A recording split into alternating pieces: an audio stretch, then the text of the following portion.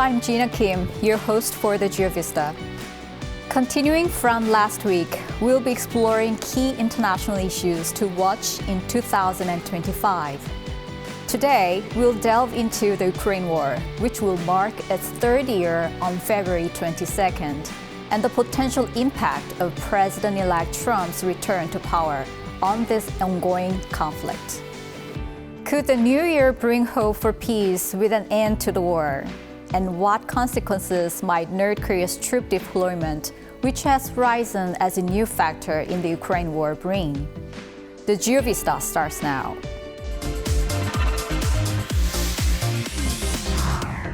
We'll be talking to President Putin, and we'll be talking to the representatives, Zelensky and representatives from Ukraine. We got to stop it. It's carnage.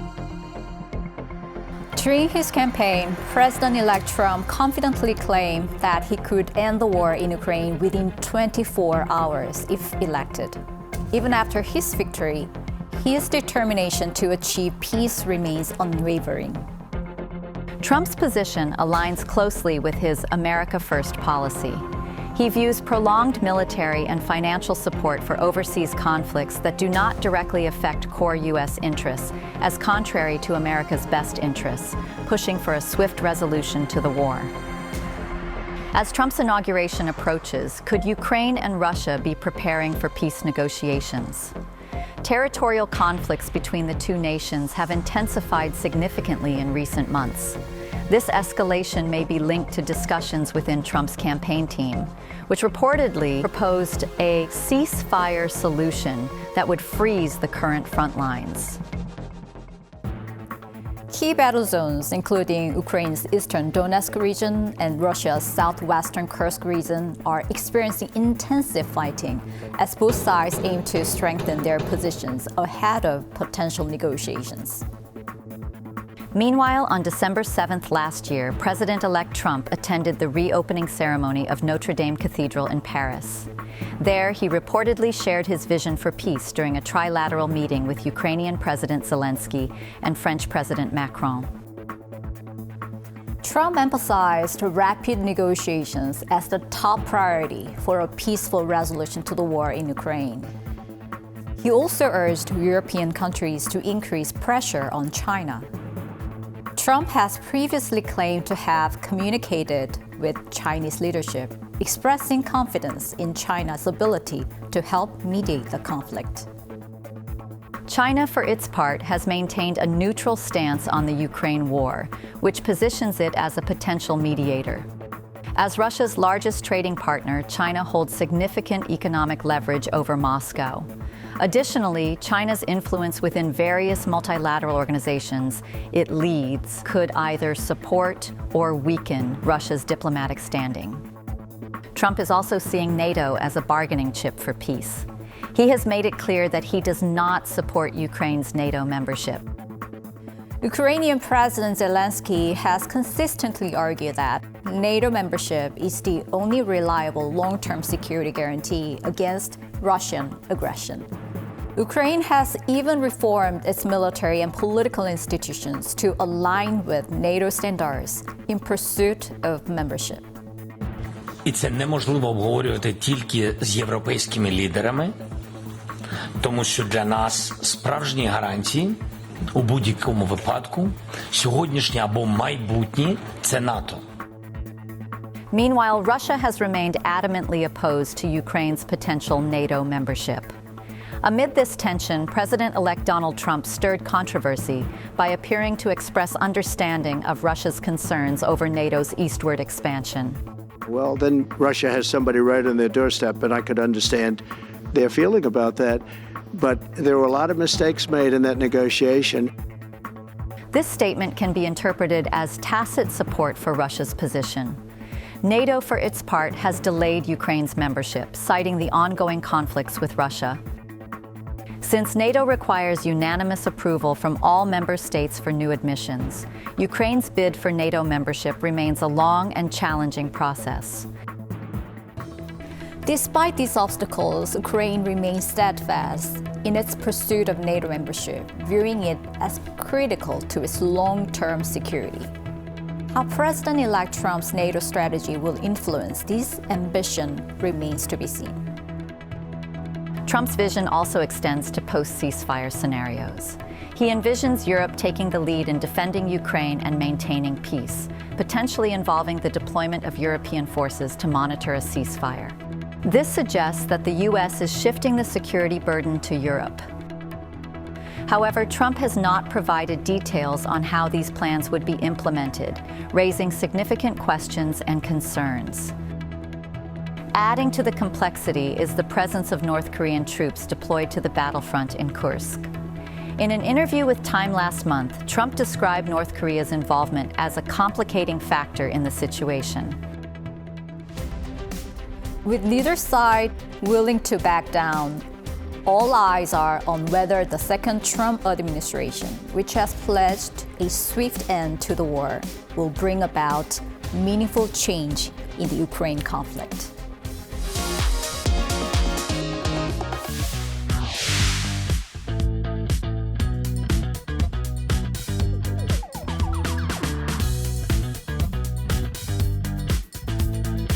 Yes, we are taking a closer look at major global issues as we welcome the new year.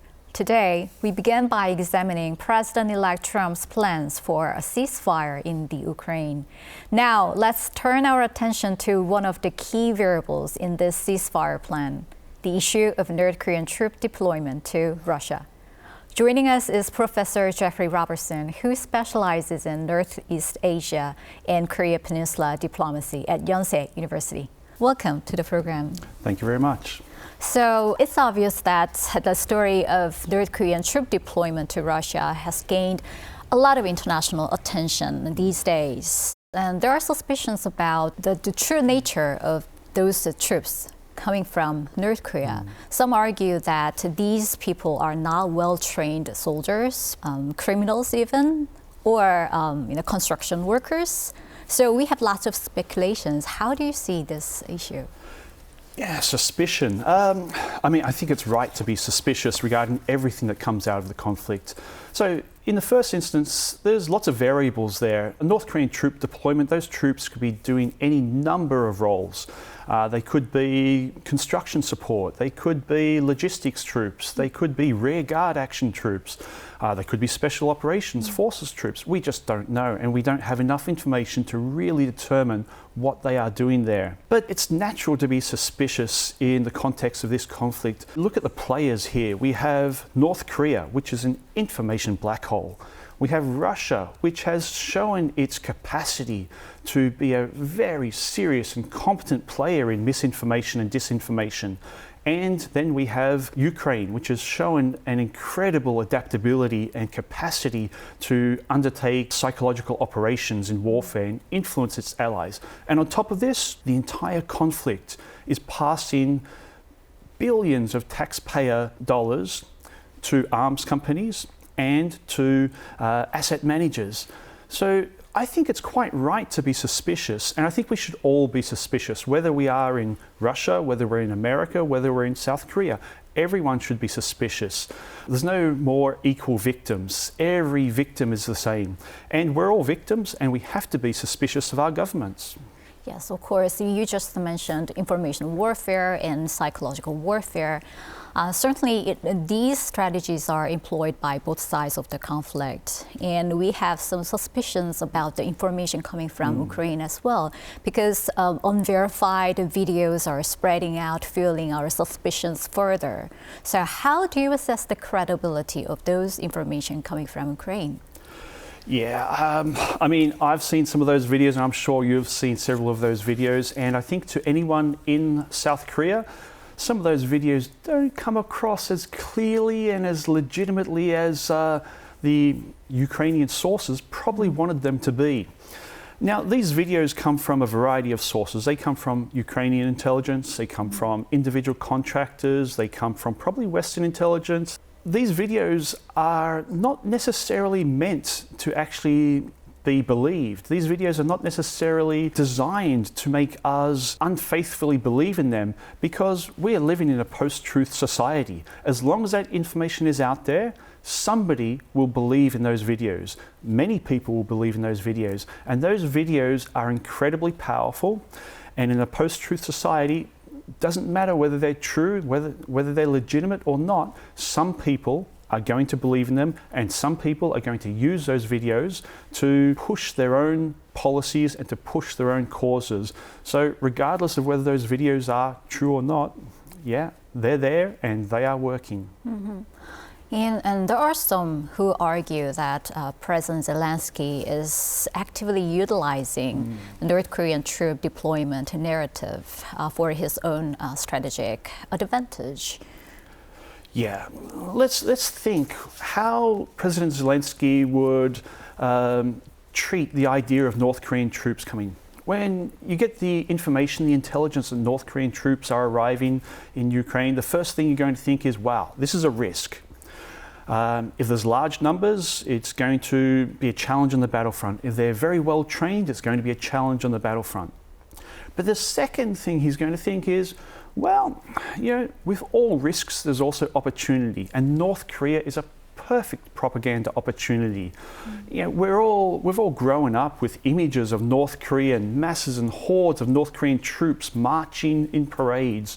Very stern-looking women carrying AK-47s, or very stern-looking men banging their heads into bricks on the beach. North Korea creates hysteria in the media, and that's perfect for propaganda. The idea of North Korean troops on the border of Europe, it's perfect propaganda for Zelensky. But the third step that he's going to be thinking is, wow, we have here a country which is, you know, facing North Korea, which has always been concerned about North Korea's actions, and we have a president in that country who is promoting democracy, freedom, rule of law, a president who is so enamored with the United States and so close to the United States. We have a potential source of armaments here, and he just needs to push that fear of North Korea a little bit more to concern South Korean citizens just that little bit more, and he's got a very strong supplier of armaments. Yes, what's really interesting to me is North Korea and Russia are advertising their close military relationship and their mutual support to each other. But when it comes to troop deployment, neither of them actually officially acknowledged the deployment of North Korean troops to Russia. Why they are denying the deployment? I think this comes from our very subjective opinion about how states should justify their policies in the context of our own experiences living in a democracy. Obviously, North Korea and Russia are somewhat less democratic than South Korea and somewhat less democratic than the United States. And justifying to the public policies is just not such a priority for those states. And let's face it, they're in conflict, they're in war, and giving out information regarding what's going on during wartime is a risk. Information wins wars, information wins battles. And so giving out the amount, any amount of information regarding troop numbers, any information about troop locations or where troops are coming from, increases the risk to those troops. And so I think it's fairly logical that both Russia and North Korea are keeping a little bit quiet on that issue. Okay, then let's talk about the role of U.S. President-elect Trump mentioned several times that he has intention to bring an end to this war. Yeah, so quickly, right? But he also mentioned that the North Korean troop deployment is a very complicating factor here. So do you think President-elect Trump has a clear strategy to bring an end to this war and address North Korea's involvement in this crisis? Yeah, I don't necessarily think President-elect Trump has any strategy or any plans per se. I think he has agendas, and those agendas are, well, self-promotion and self-enrichment. If those agendas fall in line with securing peace in Ukraine and dealing with North Korean troops in Ukraine, then it'll fall into line and it will work. But I don't think Donald Trump necessarily has very well thought out plans. But This is not necessarily a bad thing. Well, let's just think about international relations in general. International relations is like a circus. Everyone is playing a role. You and me are here playing roles as well. You know, I may be the juggler and you may be the acrobat, but we're dressed up, ready to play that role. Donald Trump is like the role of the clown. He's coming on and he's disrupting the show. And he is able to turn the show upside down. He's able to challenge the ringmaster. He's able to make the juggler drop the balls. He's able to make the acrobat fall over. And the clown has a very specific role in being able to disrupt everything. And that's what Donald Trump is doing in international relations. He's disrupting everything. And that's not necessarily bad. That's actually pretty good. And so that means that he can do what he wants. He can do what he thinks. He can do what he says. He doesn't have to live within the confines of international relations. He doesn't have to dress and play a very specific role. He can actually just do as he wants. And that's proven to be successful in the past in meeting Kim Jong-un. He transformed the situation, and now there's a precedent for US presidents to meet Kim Jong-un. What he's done and what he will do with Ukraine is abnormal, it's different, and it's disrupting, and that's not necessarily bad. But it's still, unpredictable, right? Certainly unpredictable, yeah. All right, then let's talk about North Korea's strategy. It's been reported that North Korea has been very, very active in sending troops to Russia as an ally. So if the war ends with North Korean troops on the ground, do you think that situation can be beneficial for North Korea to deal with the US or not? North Korea has already scored benefits out of sending troops. So, there's a list of things we can go through. It's probably secured technological benefits. It's probably secured battlefield experience. Modern warfare has transformed with the Ukraine conflict. So they've gotten experience and tactical operational experience from sending troops there. Even the recent evidence which has come out from the Ukraine, some documents were found on a deceased North Korean soldier showing a process of learning in the battlefront. So they are gaining experience. And they've probably also secured economic benefits as well. We've seen an increase in the amount of trade on the North Korean-Russian border. We've seen an increased number of ships going between the two. So there's certainly benefits that North Korea has gained out of it. But I don't think it's going to really have a great impact upon relations between North Korea and the United States. So I was thinking about peace negotiations.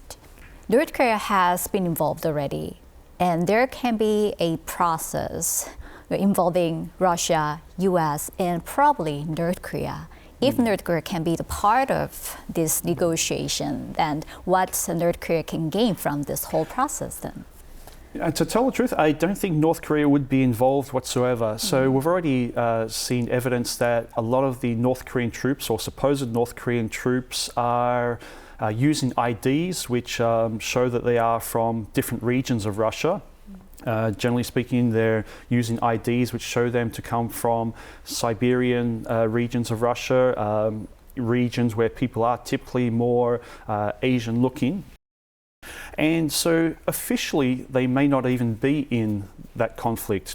And I'm pretty sure that if there are any negotiations between Russia and the United States to put an end to this war, North Korea is not going to be considered as playing a role in those negotiations. In the future, we may see negotiations between North Korea and the United States, between Donald Trump and Kim Jong-un is a possibility. But again, I don't think North Korean troops in Ukraine are really going to come up as a priority in any of those meetings. Then what about its impact on the future negotiations between US and the DPRK on denuclearization? Because we're expecting some kind of bilateral talks. Well, you did say on denuclearization. I don't think we're going to have any talks on denuclearization. I think nuclearization is a foregone conclusion. What we may have talks upon is general rapprochement between the United States and North Korea. That's a sensational headline, and I think the US president would probably be in favor of securing those sensational headlines. Those talks may be more focused upon things such as securing a better outcome for the United States. That could include restricting or constraining North Korean intercontinental ballistic missiles. That would be a certain benefit for the United States. But in any negotiations, it's always going to be the United States first, the United States number one, and North Korea, South Korea, Russia are all going to become secondary interests in any negotiations between the US and North Korea. Thank you very much. I think that's all we have prepared for today's discussion. Thank you.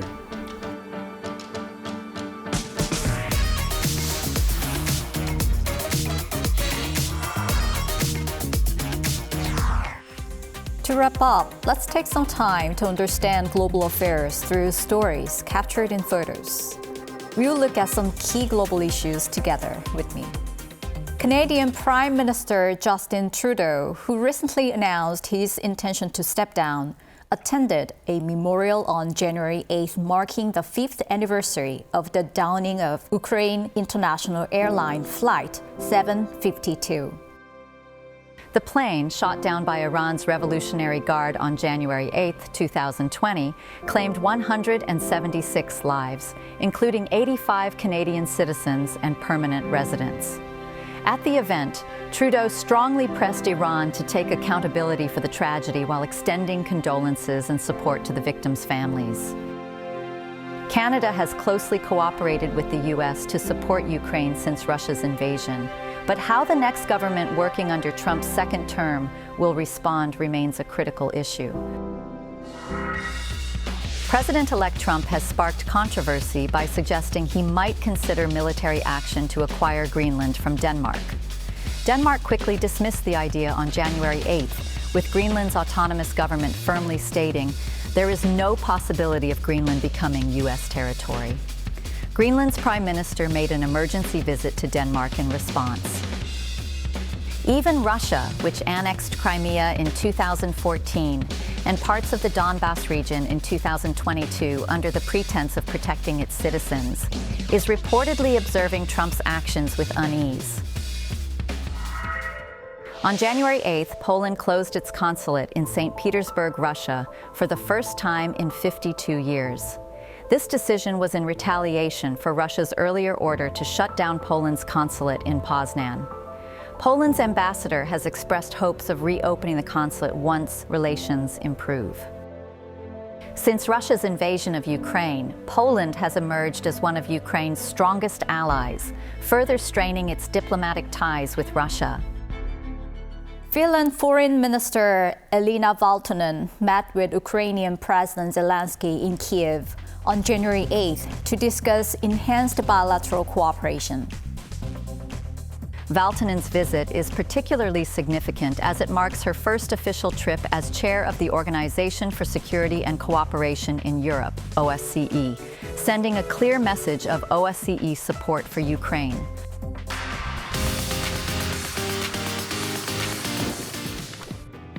Today, we explore the international challenges shaping our world, including the war in Ukraine. Next week, we'll dive into more pressing issues together and work toward envisioning a better future. Thank you for watching and see you next time. This has been Jina Kim from the GEOVISTA.